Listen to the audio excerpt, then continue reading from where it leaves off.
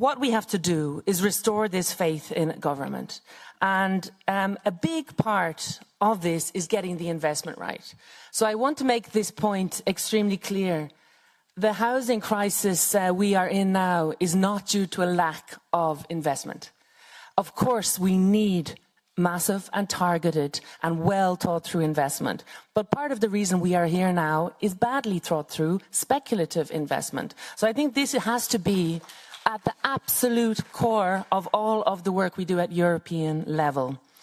And of course, going into the talks on the MFF, this is extremely crucial.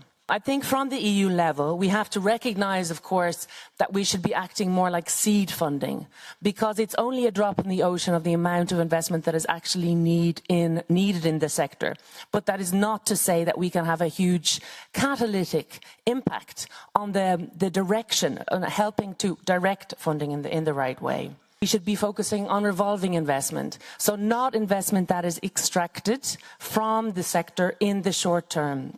Sector that is invested for the long term in long-term housing. I think the advisory board for the task force did an excellent job in stressing that housing has to be treated as an infrastructure, and that means we have to think in the long term, and 20 years when it comes to housing is not long enough. We should point to, it should be meeting actual needs. I think many of us here live in Brussels. You may have seen the latest data that shows 25% of people living in Brussels are at risk of poverty. They are earning at or below €1,500 a month. So I think we should be aiming at housing policies that actually meet the needs and are recognizant of the income levels. And keeping in mind, of course, that low-income groups, when they have some money to spare, they will spend it in it's sticky money. They will spend it in the local economy, giving a boost to that economy. Third point, it should be going in, and I think here Europe is extremely lucky.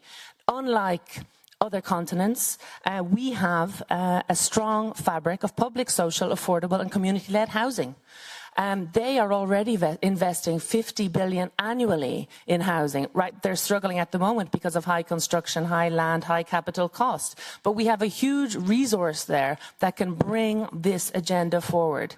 And what is the plus side? They will invest in the long term. They will be not extracting profit in the short term. We don't in Europe have to resort to tools like securitization, unregulated securitization. We don't have to resort to narratives which are simply build, build, build. Yes, we have to deliver homes at an affordable long-term status, but we don't have to follow the build, build, build. And the last point, I would fully support the words of the Mayor of Rome. We estimate that indeed 100 billion should be coming through the MFF in different forms to support community-led social and cooperative housing. The focus of this should be to prevent speculative investment and prevent the risk of feeding into financialization using public money. Thank you very much for the time today.